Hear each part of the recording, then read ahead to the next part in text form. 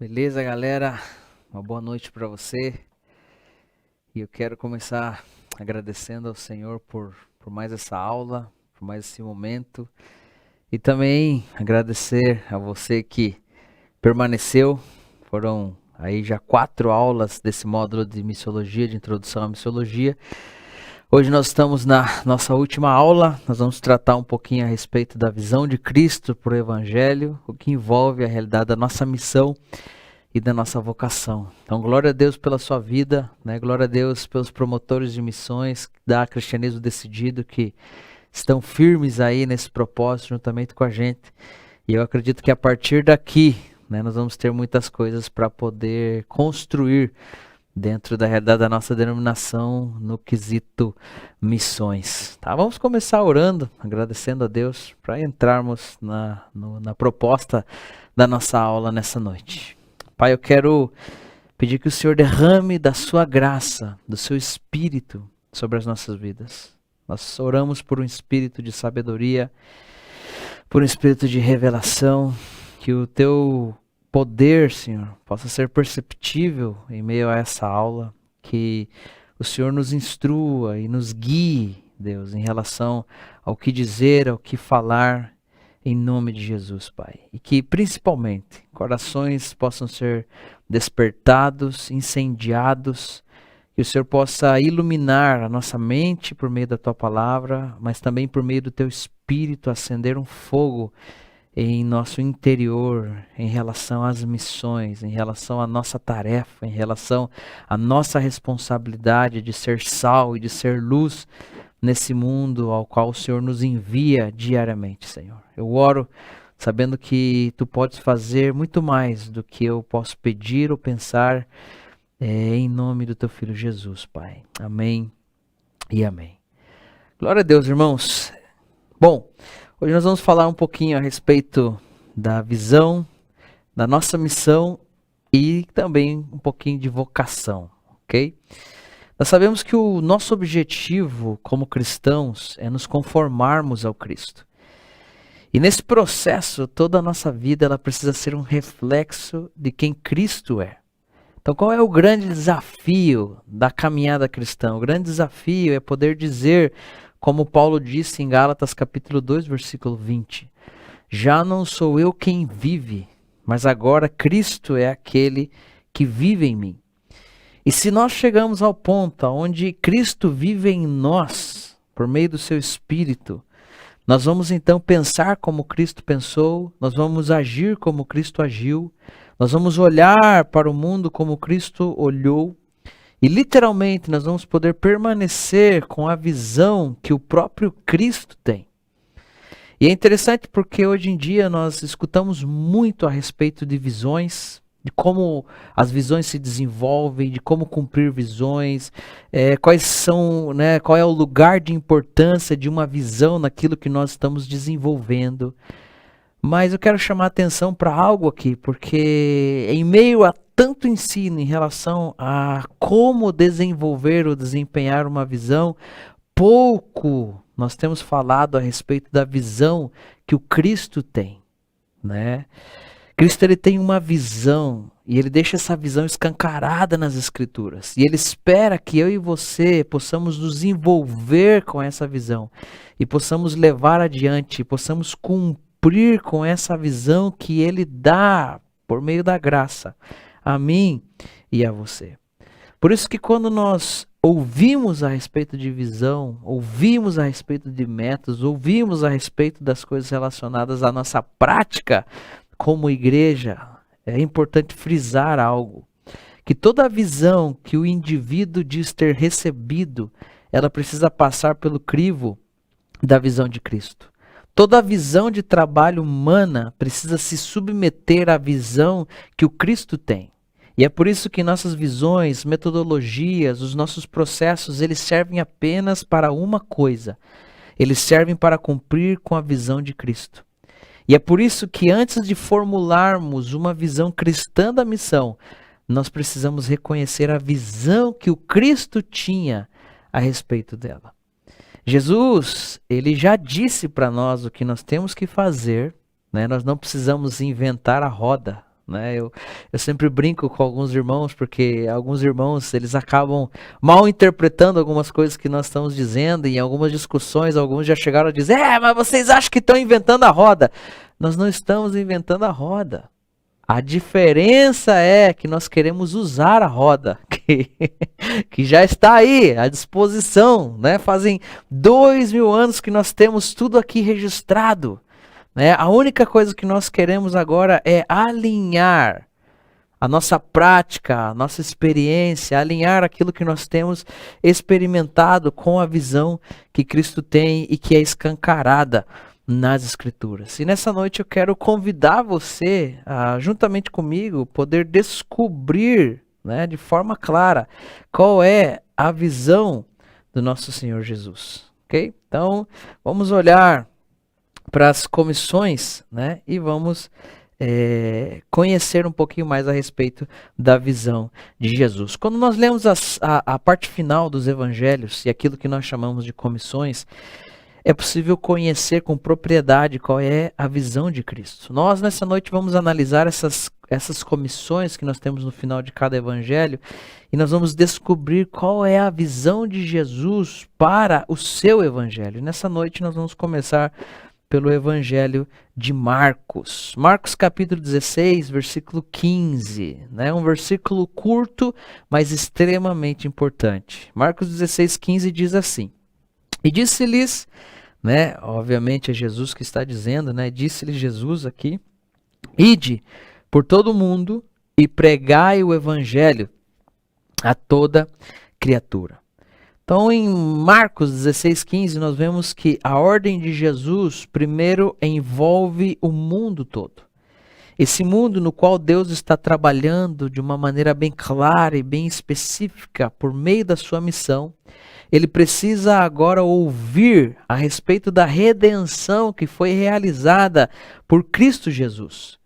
O próprio Cristo está dizendo que todas as pessoas precisam ouvir a mensagem do Evangelho. E quando nós ouvimos Jesus dizendo que precisamos ir por todo o mundo, portando essa mensagem, fazendo com que todas as pessoas do mundo ouçam essa mensagem, isso nos chama a atenção para o quão importante e específica é a mensagem do Evangelho. A prioridade de Jesus revelada nesse versículo em relação ao mundo e em relação ao homem é a pregação do Evangelho. Tudo aquilo que pode ser feito a partir disso é apenas consequência das demandas que o próprio Evangelho tem. Toda a assistência, justiça, ajuda e transformação social é parte daquilo que propõe a pregação do Evangelho. E diante disso, né, diante desse cenário no qual nós vivemos, surge um desafio que é um tanto sutil. Muitas vezes até mesmo imperceptível, mas que é algo que nós enfrentamos no nosso dia a dia. Nós focamos em tantas mensagens, em tantas atividades, em tantos programas, que nós acabamos deixando a mensagem do Evangelho escorrer pelos nossos dedos. Nós precisamos reconhecer que o Evangelho, ele é uma mensagem extremamente específica.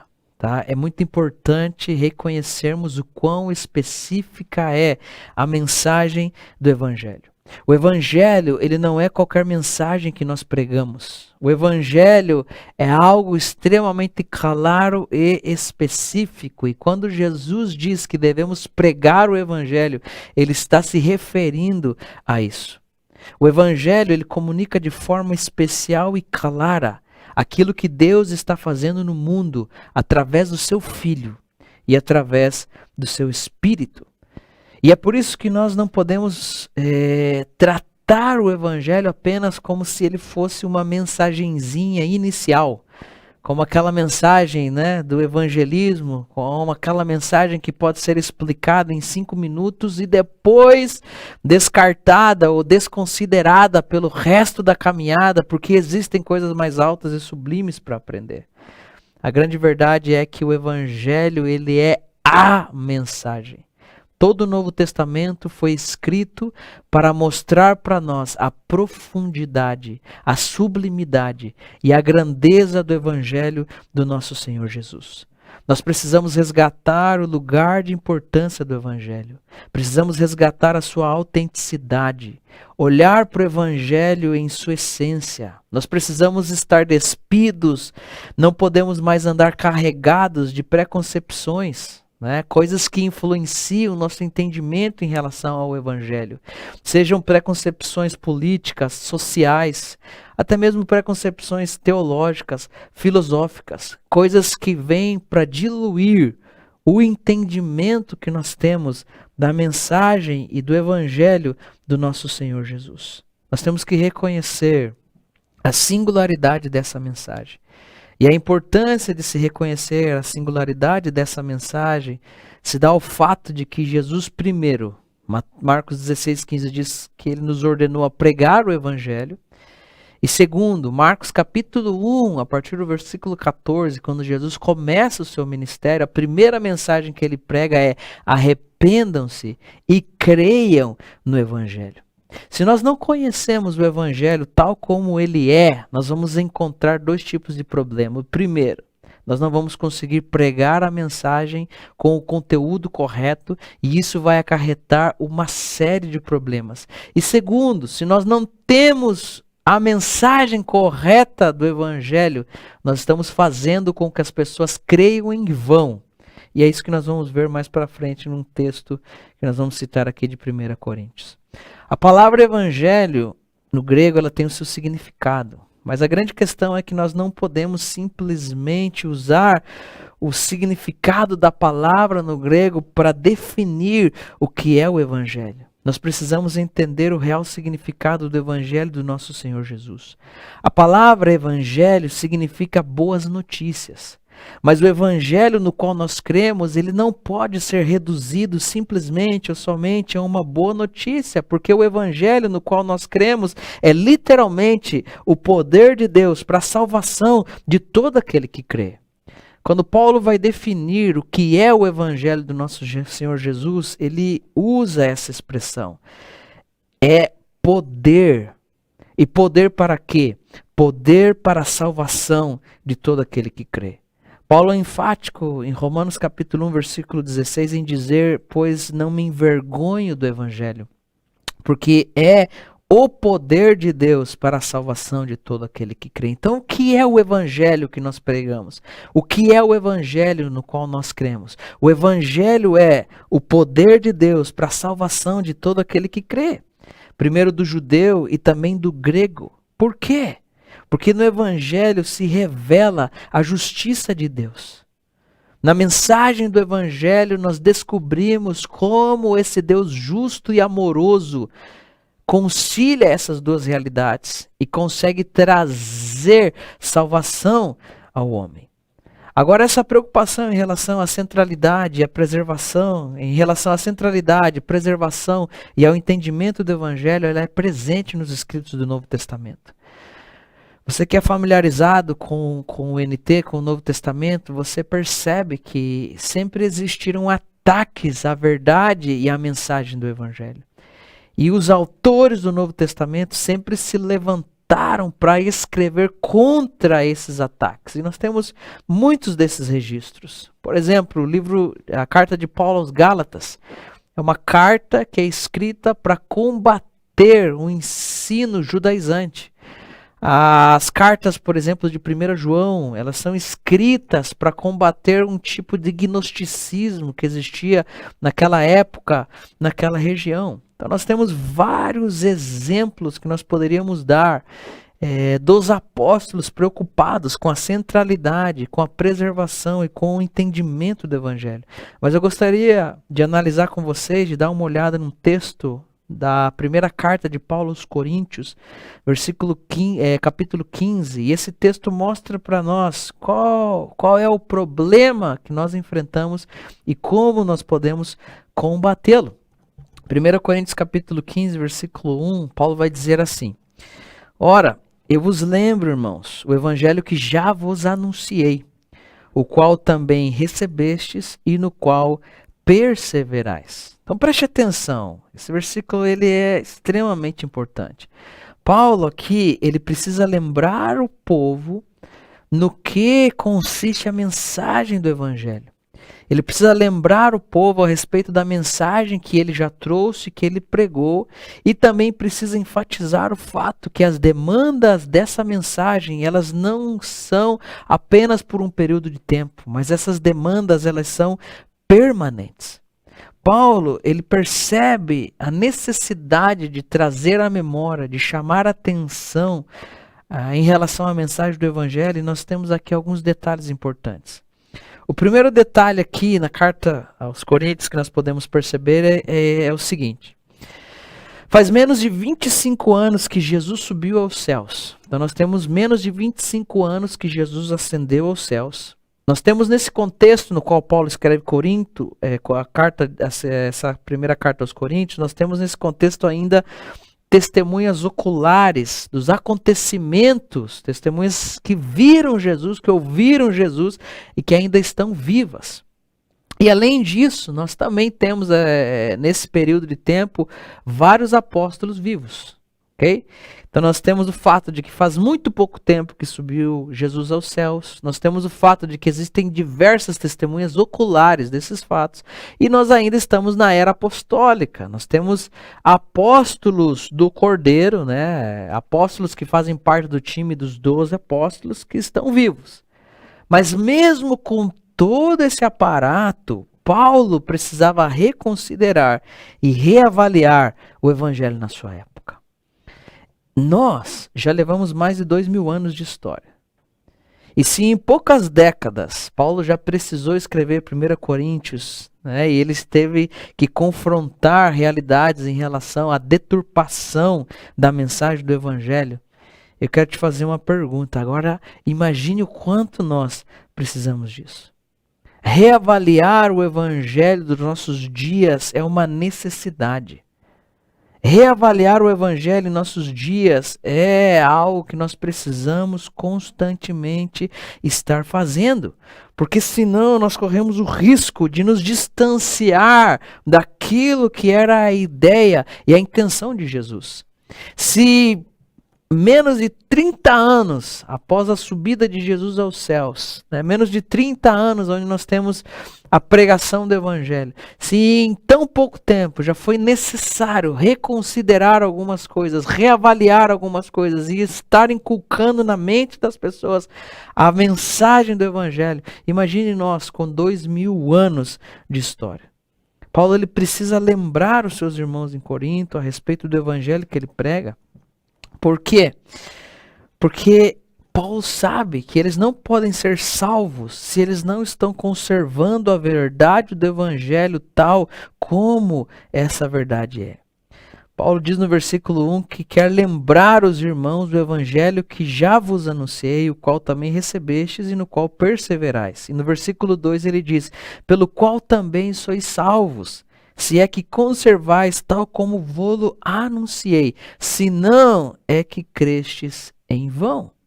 Então veja só, por que eu disse para você no começo que se nós temos um evangelho adulterado e estamos compartilhando esse evangelho adulterado, nós estamos fazendo com que as pessoas creiam em vão? Essa não é uma preocupação do William, essa é uma preocupação apostólica. O Novo Testamento nos traz base, fundamentos para começar a pensar nessas realidades. Se nós não conservamos a mensagem do evangelho tal como ela nos foi transmitida pela revelação que nós temos no Novo Testamento, irmãos, nós estamos fazendo com que as pessoas creiam em vão. Nós somos salvos se recebemos, se perseveramos, mas também se nós conservamos esse evangelho tal como ele nos foi anunciado. E esse é o grande problema de termos um evangelho adulterado. Eu disse para você que não seria suficiente usar a palavra no grego para definir o evangelho. Por quê? Porque um evangelho adulterado, ele pode conter boas notícias. Um evangelho adulterado, ele pode ser uma boa notícia. Venha para Jesus, né? E você vai ganhar um carro, uma casa, as suas dívidas serão pagas. Não é uma ótima notícia? Maravilhosa, né, Adriano? Só que a grande questão é que essa promessa não condiz com a promessa de Deus em Cristo Jesus. Esse é um ponto extremamente importante. Um evangelho adulterado, ele pode conter boas notícias. Ele pode trazer coisas que nos confortam, que nos agradam, que nos estimulam, que trazem para nós um novo fôlego, uma nova perspectiva e nos ajudam a arrumar coisas na nossa alma, na nossa vida. Mas jamais esse evangelho adulterado pode ser o poder de Deus para a salvação de todo aquele que crê. Então é por isso que nós precisamos nos vincular a isso e entender que Jesus nos está enviando a pregar uma mensagem específica que literalmente tem a ver com o destino eterno das pessoas. Não é uma boa mensagem, não é uma mensagem legal, não é algo que pode fazer a diferença no âmbito temporal, é algo que pode tocar o destino eterno das pessoas. E nós precisamos nos lembrar disso. Em tempos de relativismo, em tempos onde existe um cheiro de pós-verdade, o que é verdade para mim não é verdade para você, ainda mais nós precisamos nos fundamentar nas verdades que o Evangelho propõe e não negociar aquilo que o Evangelho é. E qual seria o conteúdo do Evangelho? A partir do versículo 3 do capítulo 15 de 1 Coríntios, Paulo vai trazer para nós uma síntese do que é o Evangelho.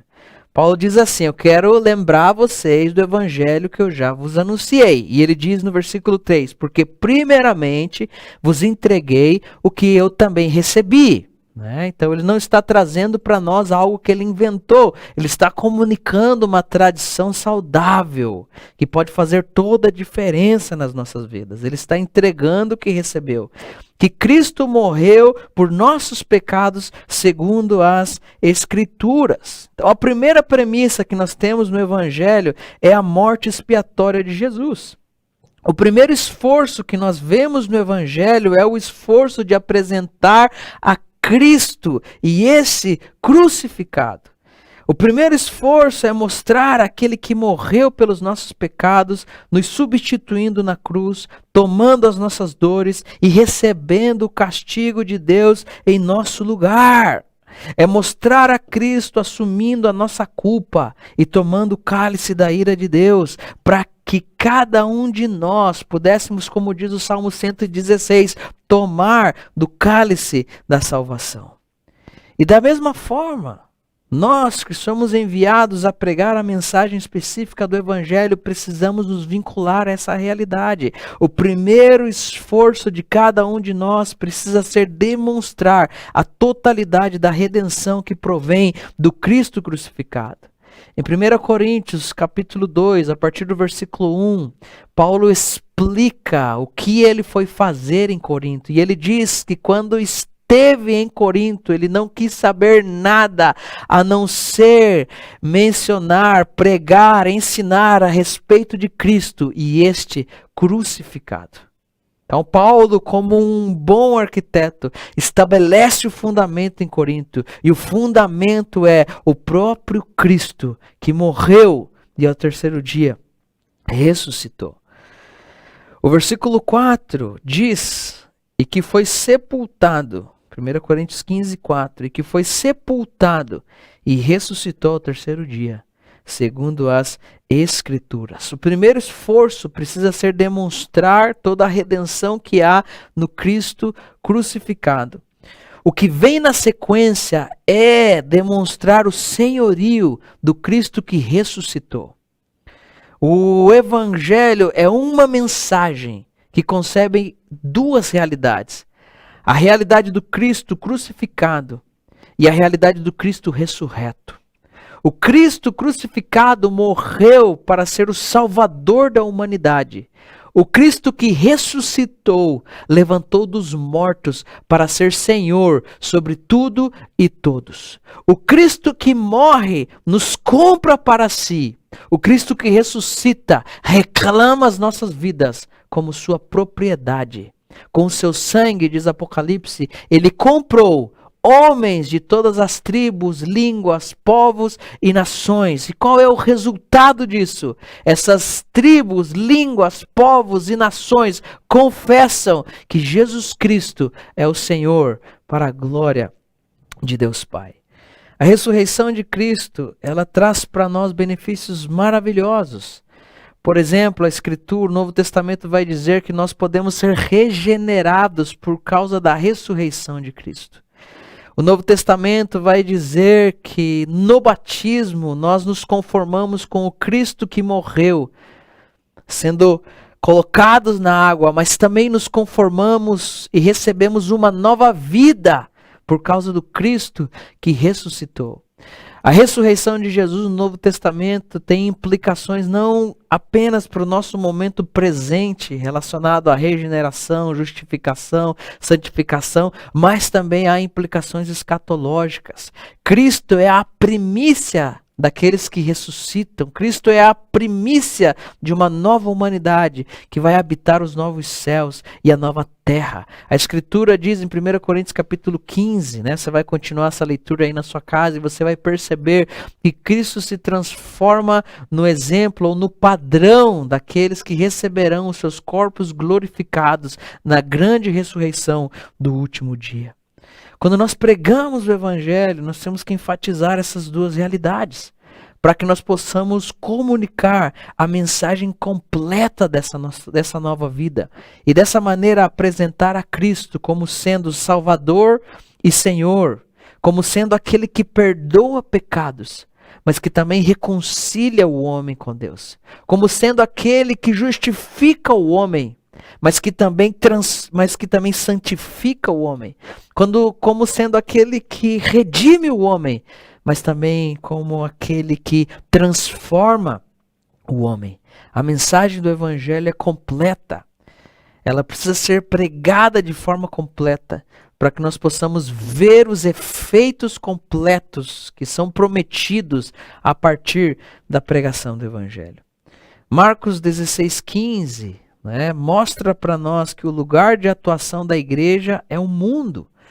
E que o essencial que a igreja precisa fazer em meio a essa atuação no mundo é levar essa mensagem específica do Evangelho. É comunicar as verdades eternas do Evangelho. É não negociar os valores que estão incumbidos e que fazem parte da essência e da natureza do Evangelho. E nós continuamos sabendo que o nosso desafio é seguir adiante, é interagir com esse mundo para realizar o trabalho de difusão dessa mensagem que é proposto por Jesus. Afinal de contas, da mesma maneira que o Pai enviou a Jesus, nós agora fomos enviados por Ele, e essa é a informação que nos traz a comissão registrada no Evangelho de João. Jesus, já ressurreto, quando aparece para os seus discípulos, em João capítulo 20, a partir do versículo 19, ele diz assim: paz seja convosco. E olha só que interessante, assim como o Pai me enviou, eu também vos envio. E havendo dito isto, soprou sobre eles e disse-lhes: recebei o Espírito Santo. O que eu aprendo com isso? Eu aprendo que a nossa missão é legítima. A nossa missão não é algo que nós inventamos, a nossa missão não surge a partir de nós, a nossa missão é fruto da própria vontade de Deus, a nossa missão é fruto daquilo que Deus está realizando no mundo, a nossa missão é fruto daquilo que Deus fez em Cristo, e agora o mundo precisa ouvir toda a bênção que Deus está derramando sobre a humanidade por causa daquilo que Cristo Jesus fez em sua morte e em sua ressurreição. Então, da mesma forma que Cristo foi enviado pelo Pai para cumprir com a sua missão, nós fomos enviados por Cristo para cooperarmos nela. Nós somos cooperadores. Essa palavra cooperadores no grego é a palavra sunergos, gera o termo sinergia. Nós estamos aqui para nos unir a Cristo, ao seu Espírito, e então levar adiante, levar a cabo a realidade da missão de Deus. Na linguagem de Paulo, de 2 Coríntios, nós somos embaixadores de Cristo em meio a esse mundo. Nós portamos, portanto, uma tarefa magnífica. E qual é essa tarefa? O ministério da reconciliação. Eu não sei você, mas quando nós vamos analisando as comissões e entendendo que devemos ir pelo mundo, que somos enviados para o mundo, né, que devemos pregar a mensagem específica do Evangelho, que devemos interagir com o mundo, sendo sal, sendo luz, que devemos participar daquilo que Deus está fazendo, clamando ao mundo, que eles têm agora a oportunidade de se reconciliar com Deus. Quando nós vamos falando dessa coisa, talvez surja aí algumas dúvidas em relação à vocação. Puxa, William, é legal o que você está falando, é muito interessante tudo aquilo que você está expondo, mas eu não tenho esse chamado. Não sei se você já ouviu esse tipo de afirmação. Eu geralmente quando ouço esse tipo de afirmação, né, logo o meu desejo é poder sentar com essa pessoa, abrir uma Bíblia e mostrar para ela que todos nós temos esse chamado. Que todos nós somos chamados à realidade da missão. Que da mesma forma em que fomos chamados para a salvação, para a santidade, para a comunhão, nós também fomos chamados à missão. Em outras palavras, não existe um crente salvo que não seja chamado e enviado por Deus para se envolver em sua missão. Agora, quando o tema é o chamado, né? Vamos entrar nesse tema aqui para a gente seguir depois com Mateus capítulo 28, que fala da grande comissão. Quando o tema é chamado, existem algumas confusões que precisam ser esclarecidas. Tá? Eu já deixei um material de apoio. Lá tem um livro do Ronaldo Lidório que se chama Vocacionados. É um livro muito legal e é muito esclarecedor. Tá? É um livro acho que tem umas 30 e poucas páginas, mas é um material extremamente precioso para trazer luz ao nosso entendimento. Então, quando o tema é o chamado, eu vejo que existem algumas confusões que precisam ser esclarecidas. E quando eu olho para a questão do chamado, eu vejo que nós pensamos nesse tema de forma muito grega e pouco bíblica. Nós somos influenciados demais pela mitologia grega quando nós pensamos na realidade do chamado, quando nós olhamos para a questão do chamado. Nós olhamos para o chamado como se o chamado fosse algo exclusivo de alguns poucos iluminados que habitam em nosso meio. Né? Nós olhamos para o chamado e pensamos, puxa, o chamado pertence àquela espécie de pessoa que é tipo um semideus, né? É uma espécie de Hércules, Perseu, alguém que foi encarregado pelos deuses para desenvolver uma tarefa especial que os meros mortais jamais teriam condições de completar. Meu irmão, isso é uma loucura, não é verdade? Mas geralmente quando eu vou conversar com algumas pessoas em relação a esse tema, o que está por trás é esse tipo de pensamento. E nós estamos completamente errados quando nós pensamos assim. Agora é óbvio que nenhum de nós vai pensar deliberadamente dessa maneira. Mas lá no fundo existem alguns resquícios desse tipo de pensamento que nos impede de assumir nosso lugar e a responsabilidade dentro daquilo que Deus tem preparado para nós nesses dias. Quando nós temos esse tipo de pensamento, a responsabilidade nunca será minha. Ela sempre será do outro, porque afinal de contas eu não fui chamado para isso. Mas isso não é o que a Bíblia diz, isso não é o que a Bíblia fala, isso não é o que a Bíblia escancara para nós. Quando nós lemos as ordens de Jesus, nós temos que entender que essas ordens são para todos. Todos nós, desde o menor ao maior, somos chamados a se envolver na missão. Todos somos chamados a ir, todos somos chamados a fazer discípulos, todos somos chamados a nos envolver no ministério da reconciliação. E dentro daquilo que propõe a Escritura, nós poderíamos dizer algo. Porque eu entendo que eu vejo que há um pensamento por trás que sustenta essa ideia. A ideia, né, de que existe uma classe elitista que é chamada por Deus para desenvolver tarefas especiais que meros mortais não conseguiriam. Mas dentro disso eu ainda consigo entender algo. Né? As pessoas dizem que não são chamadas para isso porque entendem que precisam desenvolver trabalhos em outras áreas. Mas eu quero trazer um pouquinho de luz aqui e falar algo que eu acredito que vai poder te ajudar a lidar com essas dinâmicas. Dentro daquilo que a Escritura propõe para nós, nós poderíamos dizer algo mais ou menos assim.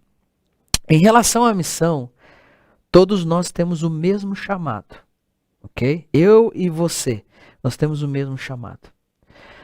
A questão é que esse chamado que todos nós temos, ele se manifesta ou ele se cumpre através de distintos propósitos.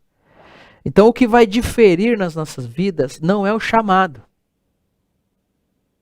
Beleza? O que vai diferir nas nossas vidas é a realidade do propósito. Ok? O propósito é diferente. A diversidade que certeiramente nós defendemos e que é legítima e que existe, ela não está dentro do âmbito do chamado. Ela está no âmbito dos propósitos que Deus tem para nós. Porque o chamado, irmãos, é geral. Assim como eu fui chamado à salvação, eu fui chamado a me envolver na missão. Não existe outra, entende? Mas o que é diferente entre nós é a realidade do propósito. O chamado é geral, ele funciona para todos, ele pertence a todos. Já o propósito é algo específico e ele está vinculado a cada indivíduo. Eu lembro das palavras de Jesus, quando ele fala que especificamente ele veio. Justamente ele estava no mundo para aquela hora, se não me engano, em João capítulo 11, versículo 27. Existem momentos específicos, existem situações específicas, há algo específico para o qual Deus me preparou. E eu preciso estar atento a essas dinâmicas e realidades. Antes de que eu estivesse no ventre da minha mãe, Ele me conheceu, Ele me santificou e Ele me deu as nações como profeta. Então existe algo que está além da realidade coletiva, é algo que Deus tem preparado para mim como pessoa, como indivíduo, e isso está relacionado ao seu propósito. Mas independente da dinâmica do meu propósito, eu tenho que entender uma coisa, que eu tenho no Senhor um chamado à missão. O chamado para a missão, ele está relacionado àquilo que vamos fazer. Nós somos chamados a pregar o Evangelho, Marcos 16:15. Nós fomos chamados a fazer discípulos, Mateus 28. Nós fomos chamados a nos envolver no ministério da reconciliação, 2 Coríntios capítulo 5, a partir do versículo 17. Agora, o propósito é o como faremos. Ou seja, de que forma nós vamos levar adiante os desafios que são propostos para nós em nosso chamado. E para deixar isso mais claro e trazer um texto bíblico, vamos dar uma olhada aí em 2 Coríntios, capítulo 5, a partir do versículo 17. Nessa porção das Escrituras, nós vamos poder aprender que todos os que estão em Cristo, eles foram chamados ao ministério da reconciliação. Que todos aqueles que estão em Cristo, eles foram desafiados a trabalhar em prol da reconciliação do homem com Deus. E a maneira como nós cumprimos esse chamado é através do propósito que Deus tem em nossas vidas. Tá? O propósito ele está relacionado àquilo que somos. Eu sou um pastor. Você pode ser um estudante, um universitário, um médico, um agricultor, um professor, um vendedor. Só que como cristãos nós temos que fazer uma pergunta. Porque a nossa vida orbita em torno da realidade da missão. Qual seria o foco de um vendedor cristão? Aí você diz, não, o foco seria vender. Mas a verdade é que o foco dele, sendo cristão e sendo chamado à missão, é reconciliar. Qual é o foco de um pastor? Cuidar bem das suas ovelhas. Não, isso é apenas a consequência do seu trabalho. O foco é reconciliar, porque ele foi chamado ao ministério da reconciliação. Aqueles que entendem o seu propósito e o seu chamado, usam o seu propósito para poder desenvolver e desempenhar a realidade do seu chamado. E de forma natural, através daquilo que nós somos, nós trabalhamos para promover a reconciliação do homem com Deus. Irmãos, se nós nos movêssemos com esse entendimento, isso ia mudar a dinâmica das nossas vidas. Porque nós iríamos poder fluir em Deus e cumprir livremente com o nosso chamado, utilizando a realidade do nosso propósito. Né? Eu cansei às vezes de chamar as pessoas para o evangelismo. Vamos para o evangelismo, tal dia tem evangelismo. Né? E graças a Deus, eu amo marcar dias de evangelismo para a gente impactar um bairro, um lugar. Isso é o que eu curto. Só que em muitos aspectos eu me deparei com, primeiro com essa questão, esse não é o meu chamado, e segundo é que eu não tenho tempo. Mas gente, se nós entendemos que nós precisamos nos encarnar, ou encarnar a realidade da missão de Deus, assim como Cristo encarna em João capítulo 1, versículo 14, se nós entendemos essa dinâmica, e depois trabalhamos com essa mentalidade, irmãos, aonde nós estivermos, nós vamos ser instrumentos de Deus, para o desempenhar do nosso chamado e da nossa vocação à missão. Já não existe mais desculpa, já não existe mais falta de tempo, já não existe mais eu não sei, eu não... Não. Naturalmente nós deixamos ser usados por Deus por meio do nosso propósito para alcançar e cumprir com a realidade do nosso chamado.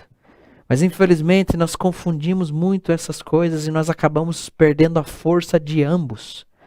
Né? Nós acabamos desvinculando essas realidades e não cumprindo com o nosso papel na sociedade de ser sal e de ser luz. Mas agora veja o que diz 2 Coríntios capítulo 5, a partir do versículo 17. Diz assim: se alguém está em Cristo, é nova criatura. As coisas antigas passaram, eis que se fizeram novas. Né? Quem que não gosta desse versículo? Você curte, mano?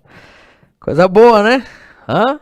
Todo mundo curte 2 Coríntios 5,17. Foi um dos primeiros versículos que eu aprendi quando me converti. Eu sou uma nova criatura. Glória a Deus, mano. As coisas antigas passaram e eis que se fizeram novas. Isso é uma declaração maravilhosa. E agora o versículo 18 vai explicar por que eu sou uma nova criatura e por que as coisas velhas estão passando. E ele diz no versículo 18, ora, tudo provém de Deus, tudo o quê? Esse lance de ser uma nova criatura, de receber uma nova vida, de poder ser transformado, de poder nascer de novo, de poder provar de uma nova vida, tudo isso provém de Deus. Que fez o quê? Que nos reconciliou consigo mesmo por meio de Cristo. E muitos de nós paramos aqui.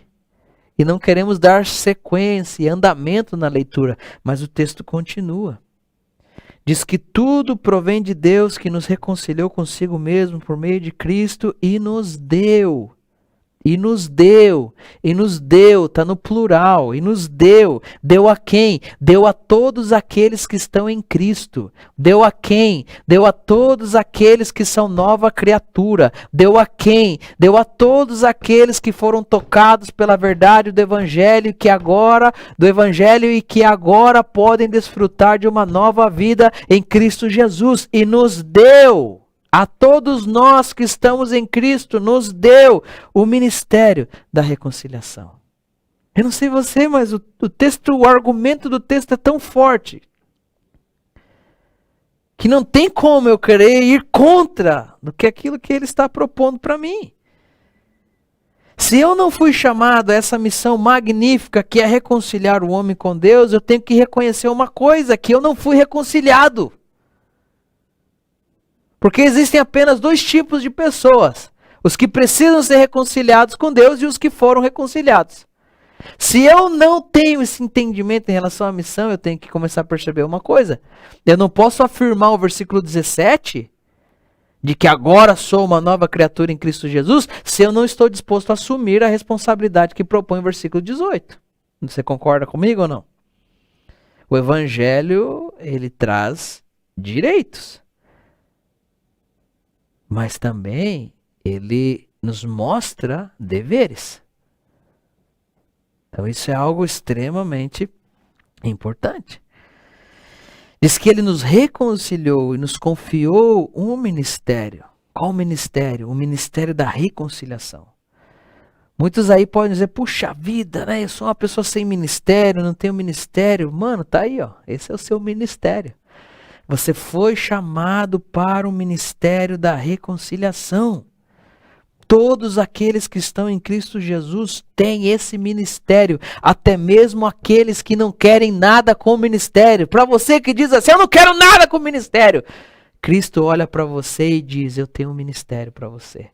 Eu tenho um serviço que você precisa desempenhar no mundo caído e destituído da minha glória. Esse serviço é reconciliar os homens com Deus. Esse serviço é anunciar o fato de que em Cristo Deus estava reconciliando consigo o mundo, não imputando aos homens as suas falhas, mas derramando sobre Cristo toda a ira que ele tinha em relação ao pecado, para que agora o homem pudesse se arrepender, crer e ser uma nova criatura. Meu Deus, né?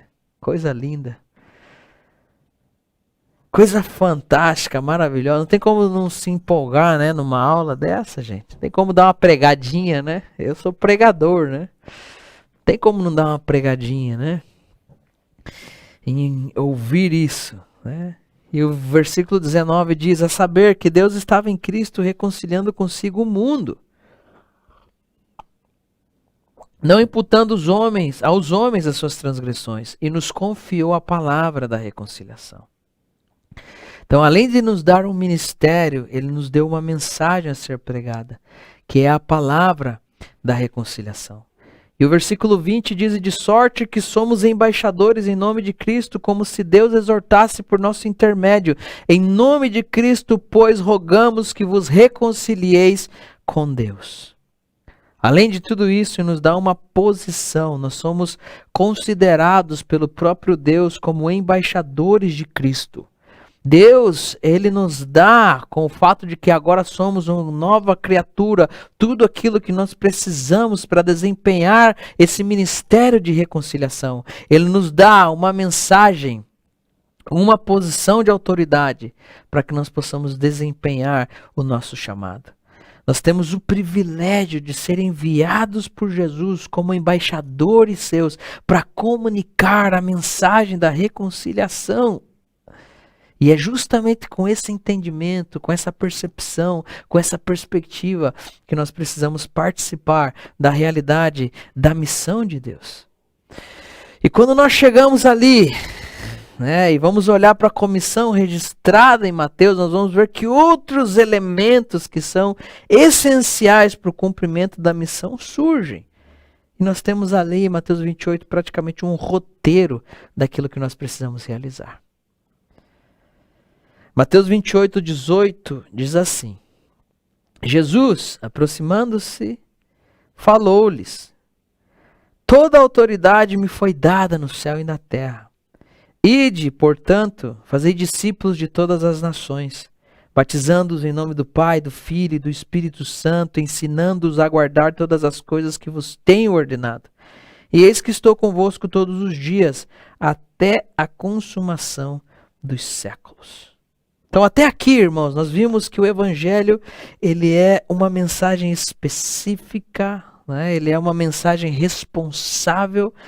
Essa mensagem precisa ser pregada a todo mundo, a toda criatura, e de maneira bem clara, né? Bem pontual. Né? Nós vemos registrado em Mateus que esse envio divino para a reconciliação, para o ministério da reconciliação, ele consiste na responsabilidade de se fazer discípulos. Ok?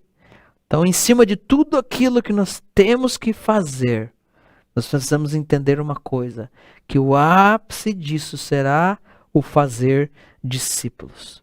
Jesus é aquele que recebeu toda a autoridade. E como ele tem toda a autoridade, ele nos envia para fazer discípulos seus, para sua glória em todas as nações.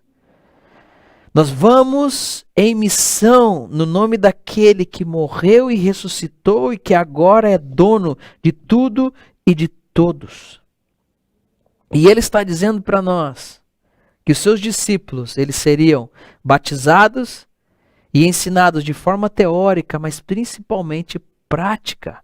Porque nós deveríamos ensinar, ou devemos ensinar a esses novos discípulos a guardar tudo aquilo que Jesus tem nos ordenado, para que esses, por sua vez, aprendam e estejam prontos a ensinar a outros aquilo que Jesus tem ordenado, para que haja um cumprimento contínuo da grande comissão.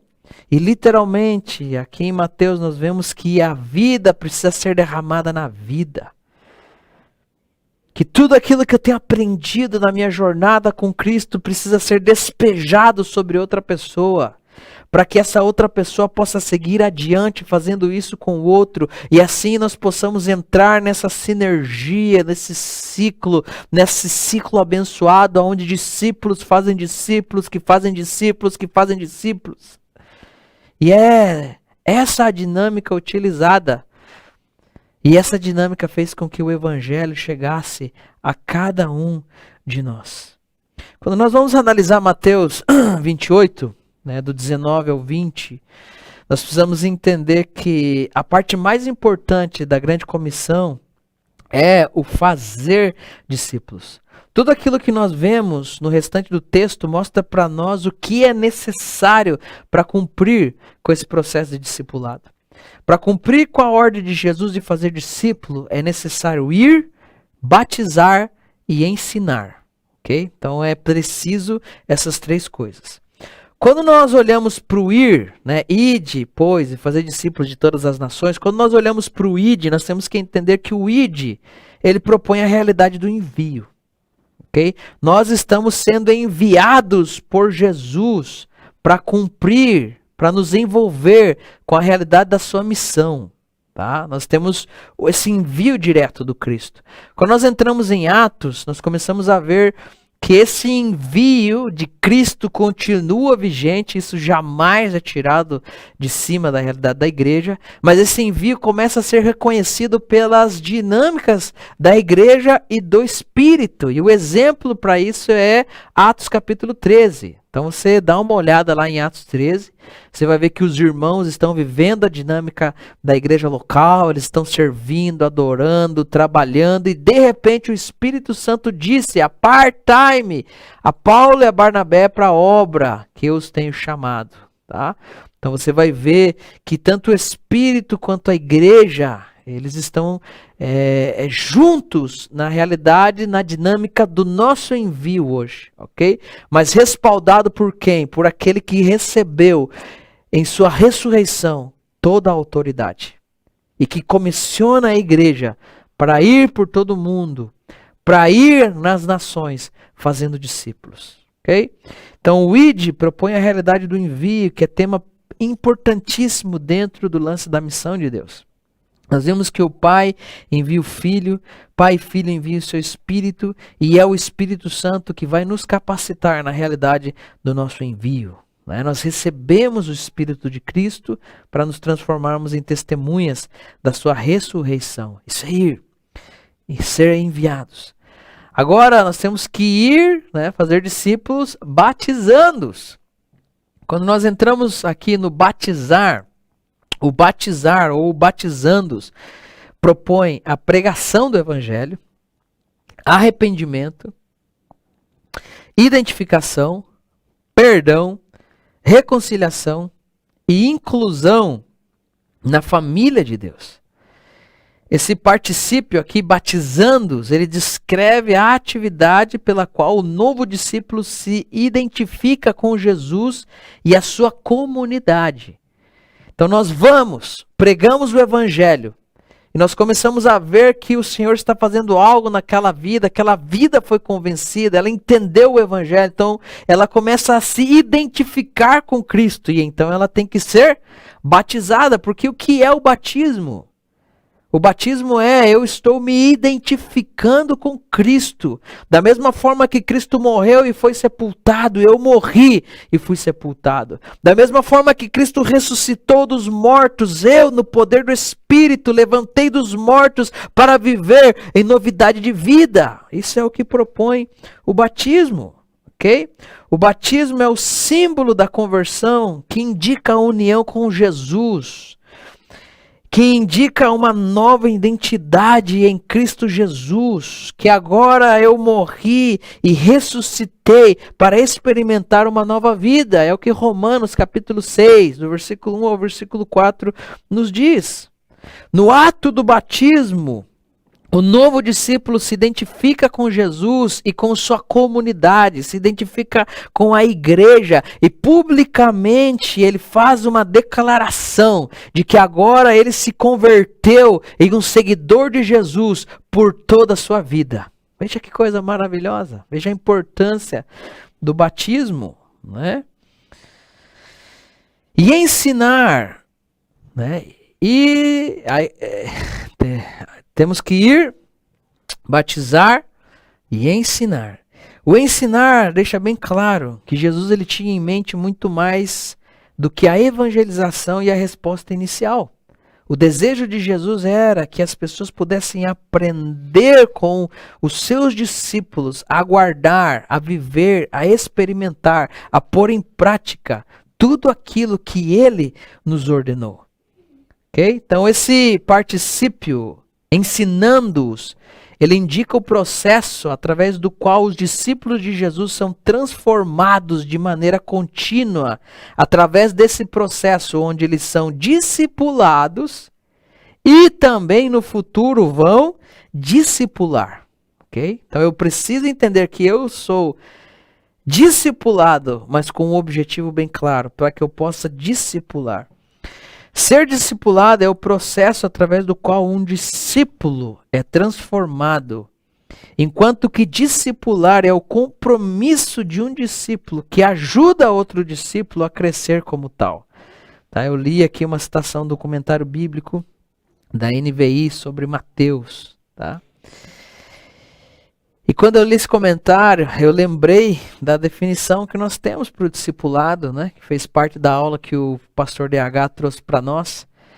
Para nós, discipulado é uma relação de ajuda que se reproduz. Discipulado é essa relação onde um discípulo mais maduro vai ensinar outro discípulo a como ele vai guardar as coisas que Jesus ensinou, para que ele possa ter condições de reproduzir isso na vida de outro discípulo, para que assim todos nós possamos estar enganjados, comprometidos com a realidade da grande comissão.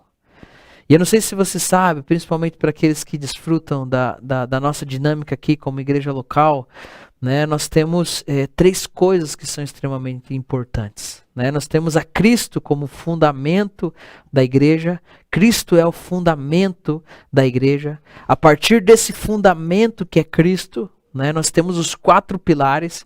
Os 4 pilares sustentam a vida comunitária da igreja. Né? Em toda a história da igreja, nós vemos que essas são as marcas que caracterizam a igreja do Senhor Jesus. Perseverança na doutrina, na comunhão, na oração e no partir do pão. Mas ainda, tendo um fundamento tão precioso que é Cristo, e essas 4 colunas que sustentam a vida comunitária da igreja, nós não podemos nos esquecer dessa perspectiva mais individual, que está relacionada ao fazer discípulos.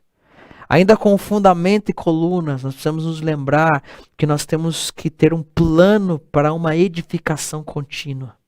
E esse plano precisa ser tão claro, né? Enquanto eu estou implementando isso na vida de um discípulo, isso precisa ser tão claro para ele, para que ele possa ter facilidade de reproduzir isso que está sendo feito com ele, de reproduzir esse processo de discipulado que está sendo feito com ele na vida de outras pessoas. Cristo, ele diz que é necessário ensinar os discípulos a guardar todas as coisas que ele nos ordenou, e essa é a verdadeira marca do evangelho, a marca do discipulado, é ser conformado à imagem de Cristo. E é por isso que nós entendemos que o trabalho não acaba com a proclamação do evangelho, na verdade o trabalho apenas se inicia. Porque se a finalidade da grande comissão, né, fosse apenas a evangelização, né, seria suficiente evangelizar e já. Mas a finalidade da grande comissão é processual. É ir, evangelizar, discipular e ver esse discípulo formado, discipulando a outros. Ok? Então, depois da identificação com Cristo, por meio do batismo, segue-se, como eu disse para vocês, o processo de ensino prático que é proposto por Jesus. Nós precisamos ensinar às pessoas tudo aquilo que Jesus nos ordenou. E essa palavra ordenou é uma palavra bem importante aqui. Porque a palavra ordenei, ou vos tenho ordenado, algumas traduções, essa palavra tem uma conotação interessante. Porque essa palavra ela tem o peso de um mandamento. Tá? Ela tem o peso de um mandamento. É como se Jesus estivesse dizendo, vocês precisam ensinar como eu vos ordenei, como eu vos mandei, como são os meus mandamentos. Jesus está dizendo para nós que as coisas que ele ensinou, elas não são sugestões, elas são mandamentos, que nós devemos obedecê-las. E, além disso, ajudar a outros a obedecê-las também. Os ensinos de Jesus, eles têm caráter autoritativo. Ok? Não é apenas uma sugestão, mas é um ensino autoritativo. É a palavra de Deus para nós. É a própria palavra de Deus para nós. Ok? Esse verbo ordenar aqui, ele também vai unificar tanto as palavras, né, os ensinos, quanto também os atos de Jesus. E é o que justamente nós vemos no conteúdo que é proposto por Mateus no seu evangelho. E podemos afirmar digamos assim, de forma categórica, que o evangelho de Mateus é escrito para ser um modelo para o discipulado. Alguns autores, alguns comentários, eles dizem que nós deveríamos ler Mateus de trás para frente. Nós deveríamos olhar a dinâmica da grande comissão, né, ensinando-os a guardar todas as coisas que eu vos tenho ordenado, e começar a ler o Evangelho de Mateus com essa perspectiva, porque Mateus se esforça para registrar tanto os ensinos quanto as obras de Jesus. Tudo aquilo que nós precisamos para discipular as pessoas de acordo ao mandato da grande comissão. Okay? Então não é à toa que o Evangelho de Mateus concentra uma significativa quantidade de ensinos de Jesus. Tudo em Mateus é registrado de forma intencional para que nós possamos cumprir com aquilo que está sendo requerido na grande comissão. Veja só que coisa fantástica, né? Se nós só usássemos o Evangelho de Mateus, né, nós já teríamos aí material suficiente para a realidade do nosso discipulado. Então, fica uma dica aí para você, né? Agora, a visão de Cristo, depois de olhar para essas comissões, né? Faltaria ainda de Lucas 24, né? Mas eu não a inseri aqui. A visão de Cristo para o mundo consiste no envio de seus discípulos a todas as nações, para pregarem a mensagem específica do Evangelho, batizando e ensinando aqueles que se convertem, transformando-os por meio do processo do discipulado em verdadeiros discípulos de Jesus, para que eles mesmos possam reproduzir na vida de outros aquilo que foi feito com eles, e assim dar continuidade no cumprimento da grande comissão. Coisa boa, né?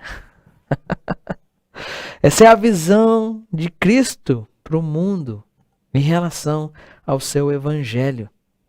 Pelo menos é algo que nós podemos sintetizar através do exame das comissões que estão registradas no fim de cada evangelho. E eu e você precisamos nos vincular a isso. Eu e você precisamos estar ligados a essa dinâmica. Eu e você precisamos estar ligados a essa realidade. Nós vemos nos evangelhos Cristo dizendo o que nós precisamos fazer. E quando nós vamos para o livro de Atos dos Apóstolos, nós vamos poder aprender a como fazer. Os evangelhos mostram o conteúdo, enquanto que Atos vai ensinar para nós como nós devemos transmitir esse conteúdo. E em Atos, né, nós temos a estratégia para o cumprimento dessa missão. A visão consiste no evangelho sendo pregado integralmente a todas as pessoas em todos os lugares. E a estratégia para a concretização dessa missão vem através do simples fato dela ser realizada de forma simultânea e processual através do poder do Espírito Santo. E aí nós chegamos no ponto onde nós precisamos vincular todas as comissões que nós temos no final de cada evangelho com aquilo que nós vemos em Atos capítulo 1, versículo 8. Tá? As comissões, de certa forma, elas ficam incompletas quando nós não vinculamos isso a Atos capítulo 1, versículo 8. Tá? O livro de Atos ele é escrito para demonstrar para nós como a igreja na era apostólica teve sucesso. Vamos usar essa palavra sucesso. Né? Ela teve sucesso, ela cumpriu, né? Ela correspondeu ao seu chamado e cumpriu com o desejo de Deus e levou o evangelho para Jerusalém, Judéia, Samária e até os confins da terra no poder do Espírito Santo. Então, Atos é escrito para mostrar para nós como isso foi uma realidade. E nós queremos isso hoje, não é? Não é isso que nós anelamos como igreja hoje? Que o evangelho seja espalhado, que as pessoas possam conhecer a Cristo, que as pessoas possam ter uma nova vida em Cristo Jesus, possam saber tudo aquilo que Ele está fazendo por elas. Não é isso? Então vamos olhar para Atos e vamos aprender como é que as coisas se dão. Então Atos capítulo 1, versículo 8, um texto bem conhecido, diz assim: Mas recebereis poder ao descer sobre vós o Espírito Santo, e sereis minhas testemunhas, tanto em Jerusalém, como em toda a Judéia, Samaria, e até os confins da terra. Então nós vemos aqui duas perspectivas para o cumprimento da visão de Cristo. A primeira perspectiva está relacionada ao indivíduo. Tá? Então, através do poder do Espírito Santo, através do Espírito Santo, ele recebe poder para se transformar em uma testemunha estratégica da ressurreição de Cristo Jesus. A segunda, né, é essa testemunha empoderada pelo Espírito, trabalhando simultaneamente nessas regiões determinadas por Deus. Jerusalém, Judéia, Samaria e até os confins da terra, ok? Eu vou dar uma pulada aqui no lance do indivíduo e depois eu vou deixar uma pregação lá para vocês que vai falar um pouquinho a respeito da realidade do indivíduo, ok? Mas a grande, né, aí nós vamos olhar de uma forma um pouco mais geral. Então, os indivíduos, eles recebem o Espírito e eles deixam de se mover em uma perspectiva natural para se mover em uma dinâmica sobrenatural. E por meio do Espírito eles recebem poder para serem testemunhas. Okay? Então quando o Espírito Santo vem sobre nós, qual é a responsabilidade que nós temos que assumir de acordo a Atos 1:8? Aqui é mais uma comprovação de que nós temos um mesmo chamado, que vai se manifestar em distintos propósitos. Okay? Quando o Espírito Santo vem sobre nós, qual é a responsabilidade que nós temos que assumir? Diz que recebereis poder ao descer sobre vós o Espírito Santo e ser-me-eis testemunhas. Quantos aqui, né, têm o Espírito Santo? A Bíblia diz que nós fomos batizados em um mesmo Espírito. Nós temos o Espírito Santo. Então significa que nós precisamos do quê? Nós precisamos nos posicionar como testemunhas em Jerusalém, Judéia, Samaria e até os confins da terra. Quando nós recebemos o Espírito Santo, nós recebemos o poder para ser testemunha. Não apenas poder para testemunhar, mas para ser testemunhas. E é esse poder que vai capacitar o homem a experimentar, a vivenciar a realidade da vida cristã. Esse poder, de acordo com o dicionário Strong, ele significa eficácia, força, poder, capacidade, potência, né? E muitas vezes, infelizmente, nós estamos vinculados apenas ao lado místico desse poder, né? Apenas as manifestações que são preciosas, maravilhosas, né? Não estamos aqui para isso. Mas eu entendo que a questão não é cair no Espírito. mas é andar no Espírito. Né? Quantos cultos eu estive onde eu vi pessoas caírem no Espírito, a pessoa orou, ela caiu, mas quando ela levantou sendo a mesma pessoa. E aí fica difícil, né? Porque não é tanto como você cai, mas como você levanta. E a ordem de Gálatas é andai no Espírito, né? Ou seja, como esses frutos do Espírito estão em evidência nas nossas vidas. Em muitas oportunidades eu ouvi a respeito do poder de Deus, e recebam o poder de Deus, e é o poder de Deus. Mas o fruto desse poder, Atos 1:8 diz que não está limitado às sensações, como arrepiar o pelo do nosso braço ou qualquer coisa semelhante, mas que esse poder tem um propósito claro, que é nos fazer testemunhas de Jesus. Testemunhas de Jesus. Eu celebro as experiências, as manifestações do Espírito, mas eu entendo que essas manifestações, essas experiências, elas têm um propósito claro. Que eu seja uma testemunha da ressurreição do Senhor Jesus Cristo, aonde quer que eu esteja. Uma testemunha, ela é presencial. O que significa isso? A testemunha, ela vê aquilo que ela está dizendo, não é uma invenção, ela participa dessa dinâmica e realidade. Essa testemunha testifica a respeito da vida eterna. Ela testemunha a respeito das coisas que Cristo fez em sua vida, das coisas que ela presencia e experimenta dia após dia.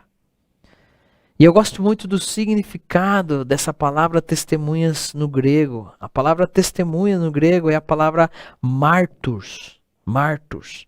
Essa palavra significa uma testemunha judicial. É um mártir. Também significa testemunha e testemunho. A palavra marturs dá para nós, né, dá origem ao termo mártires. Né? Martus, mártir, mártires. Quando Jesus fala dessa dinâmica e realidade, ele deixa bem claro o tipo de testemunha que eles seriam e qual é o preço que eles pagariam por ter essa atitude. E eu quero perguntar para você, o que são os mártires? Né? Não sei se você já leu o livro, né, o livro dos Mártires, do John Fox, né? Leia o livro dos mártires. O que são os mártires? Né? E eu tenho uma definição para mártires que eu gosto muito. O mártir é uma pessoa que foi testemunha e que virou um testemunho.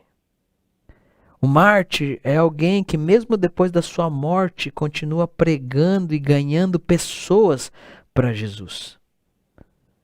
Em outras palavras, nós podemos dizer, irmãos, que nós recebemos o Espírito Santo para sermos testemunhas e gerar um testemunho que continue ecoando sobre a terra, ganhando mais e mais pessoas para o reino de Deus. Quando eu analiso Atos 1:8, eu não consigo deixar de enxergar essa realidade. Quando eu analiso Atos 1:8, eu vejo que o desejo de Deus é que nós vivamos com tanta intensidade a nossa vida cristã, que mesmo depois da nossa partida dessa terra, o nosso legado, o nosso testemunho continue em evidência na vida de muitos, ganhando a muitos para Cristo Jesus. E eu poderia dizer que um mártir é aquele que continua pregando mesmo depois da sua morte. Eu não sei você, mas é para isso que o Senhor nos chamou. Para viver nessa dinâmica e nessa intensidade. É para isso. Para viver com profundidade, com intensidade, com amor, com zelo, com paixão, com devoção.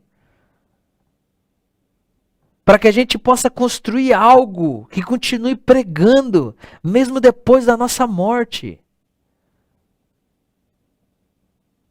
Gente, isso é fantástico. É desafiador. É maravilhoso. Nós vivemos para algo que está além de nós mesmos. Nós vivemos uma vida que transcende a mera existência. Paulo diz, cara, que se nós apenas olhamos para essa vida e para esse momento, nós somos os piores dos homens. Se vivemos apenas para comer, beber e se vestir, a nossa vida é um lixo. Temos que entender que no Senhor temos um propósito que transcende tudo isso e que Ele nos deu esse propósito para que possamos cumprir com a realidade desse chamado. Nós fomos desafiados a viver em missão, assim como Cristo viveu em missão. Aleluia, né? Meu Deus! Agora esse indivíduo, preparado para ser testemunha, ele precisa agir em Jerusalém, Judéia, Samaria e até os confins da terra. Imagine, irmão.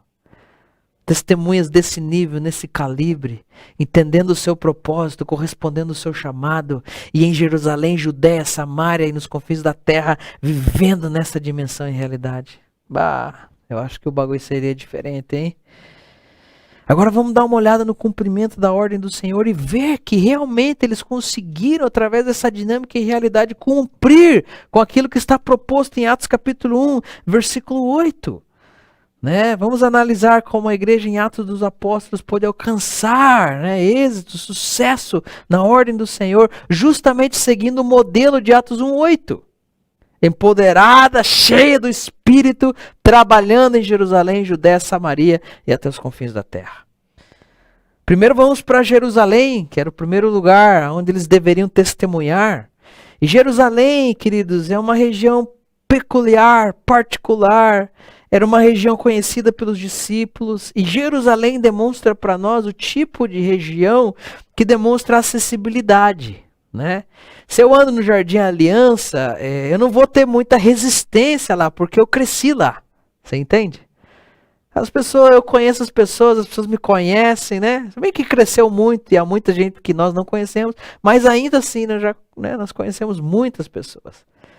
Então, é caminhar aqui no Santa Cândida, né? Eu vou no mercado, eu encontro um conhecido, eu vou na farmácia, eu encontro um conhecido, eu encontro um conhecido, ou seja, é a nossa região, nós temos familiaridade, nós temos acessibilidade, isso é Jerusalém. E veja só que interessante o que aconteceu em Jerusalém em Atos 5:27. Atos 5:27 mostra para nós como eles encheram Jerusalém da verdade do Evangelho. Diz assim o texto: trouxeram-nos, apresentando-os ao Sinédrio e ao sumo sacerdote, e interrogou-os, dizendo... O sumo sacerdote falando com os apóstolos, tá? Expressamente vos ordenamos que não ensinassem nesse nome. Então eles foram proibidos de ensinar no nome de Jesus. Nós aqui temos liberdade, nós podemos ensinar à vontade. Eles, debaixo de restrição, veja o que eles fizeram. Contudo, encheste Jerusalém de vossa doutrina e querer lançar sobre nós o sangue desse homem. Ou seja, os próprios sacerdotes estavam reconhecendo que Jerusalém estava cheia do Evangelho. Em pouco tempo, nós vemos que os apóstolos encheram Jerusalém dessa nova doutrina. Encheram Jerusalém da verdade do Evangelho. Nós vemos aqui que o primeiro ponto tinha sido concretizado e Jerusalém estava cheia do Evangelho. Né? Depois de Jerusalém está Judéia, Samaria. Né? Eu estou estou particionando, mas você entende que o trabalho é simultâneo. E por que o trabalho é simultâneo? Justamente pelo que acontece. Eles tinham que simultaneamente trabalhar. Mas pelo fato do negócio estar tão gostoso em Jerusalém, eles acabaram se acomodando ali.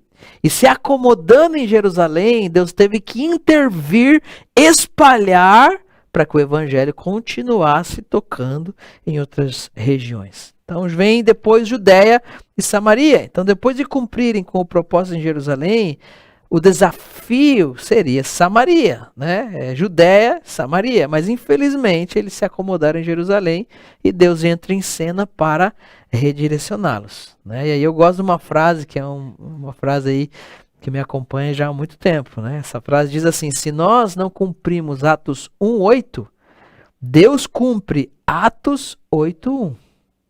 Tá? Então, se nós não cumprimos Atos 1:8, Deus ele cumpre Atos 8:1. E o que está escrito em Atos 8:1? Olha só. E Saulo consentia na sua morte. Naquele dia, levantou-se grande perseguição contra a igreja em Jerusalém, e todos, exceto os apóstolos, foram dispersos pelas regiões da Judéia e Samaria. Alguns homens piedosos sepultaram Estevão, fizeram pranto sobre ele. Saulo, porém, assolava a igreja, entrando nas casas e arrastando homens e mulheres, encerrava-os no cárcere. Entre mentes, os que foram dispersos iam por toda parte pregando a palavra. Então veja o que causou essa perseguição contra a igreja. Fez com que os que foram dispersos fossem por toda parte pregando a palavra de Deus, ao ponto em que Filipe desce à cidade de Samaria e começa a anunciar Cristo naquele lugar. Então veja como eles vão cumprindo as dinâmicas propostas em Atos 1:8. E aí nós chegamos nas viagens missionárias do apóstolo Paulo e até aos confins da terra, né?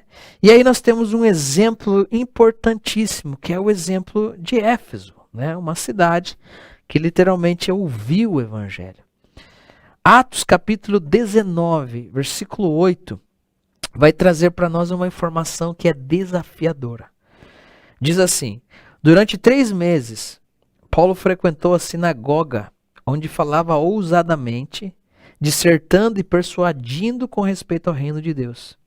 Visto que alguns deles se mostravam empedernidos ou endurecidos e descrentes, falando mal do caminho diante da multidão, Paulo apartou-se deles, separou os discípulos, passando a discorrer diariamente na escola de Tirano.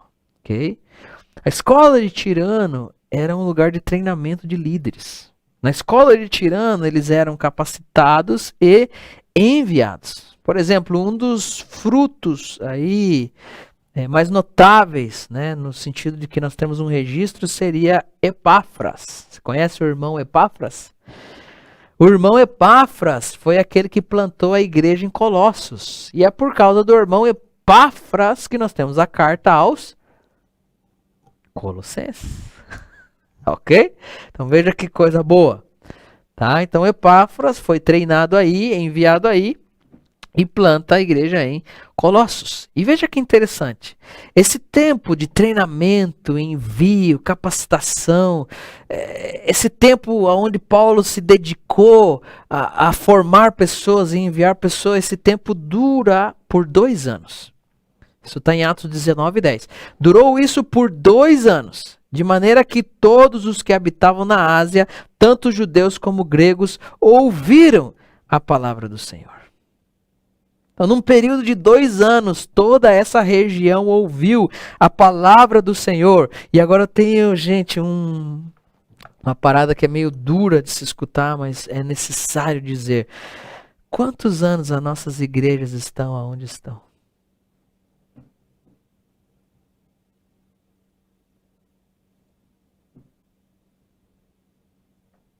Pense nisso.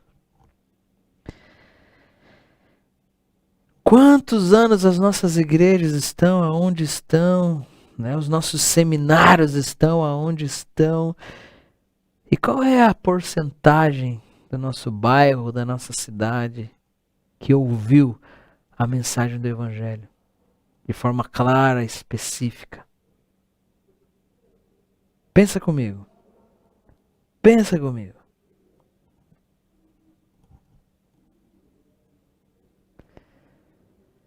E quando eu penso nisso, eu tenho que enfatizar o fato de que é extremamente bíblica a ideia de toda uma comunidade, bairro ou cidade ouvir a verdade do Evangelho.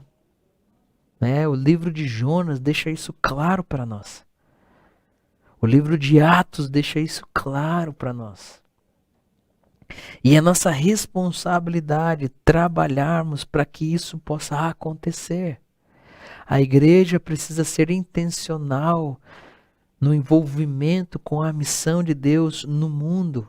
Ela precisa se organizar, planejar e então agir para cumprir com a visão que Cristo tem a respeito do seu evangelho.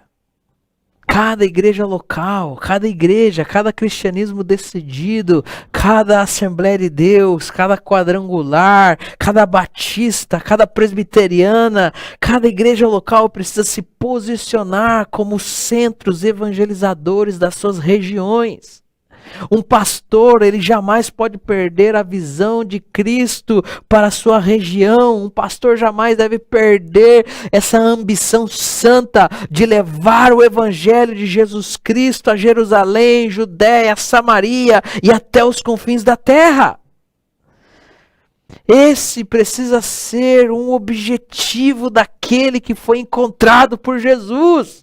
Porque este que foi encontrado por Jesus foi chamado a se envolver com a missão. Não existe um que foi e o outro que não foi, irmão. Todos nós fomos. E nós precisamos reconhecer esse fato. A concretização do plano ali, daquilo que acontece nessa região da Ásia, isso pôde ser uma realidade por causa da paixão e do esforço dos indivíduos que estavam sendo treinados na escola de Tirano. Por exemplo, Colossenses capítulo 1, versículo 21 diz assim: E a vós outros também, que outrora eram estranhos e inimigos no entendimento por causa das vossas obras malignas, agora, porém, foram reconciliados no corpo da sua carne, através da sua morte, para apresentar-vos perante ele santos, inculpáveis e irrepreensíveis. Se é que vocês permaneçam na fé, alicerçados e firmes, não vos deixando afastar da esperança do evangelho que vocês ouviram. E olha só o que o versículo diz: que foi pregado a toda criatura debaixo do céu, e do qual eu, Paulo, me tornei ministro. Mano, naquela época os caras, pregaram o evangelho. E esse é um desafio que nós temos nos dias de hoje. Nós precisamos que a igreja possa desenvolver essa característica da escola de Tirano, onde ela possa treinar e enviar na dinâmica proposta em Atos capítulo 13.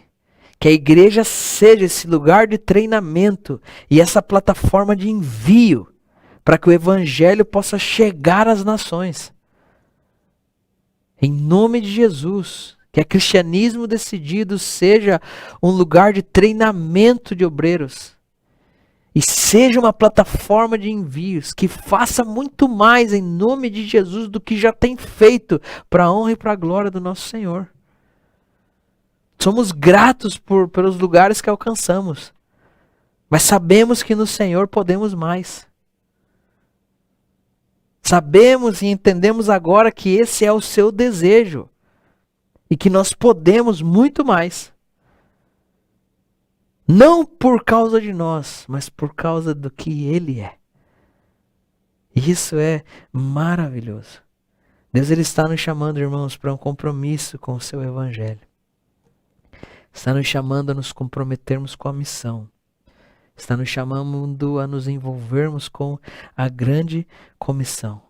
Para que o Evangelho possa chegar a todas as pessoas em nossa Jerusalém, Judéia, Samaria e até os confins da terra.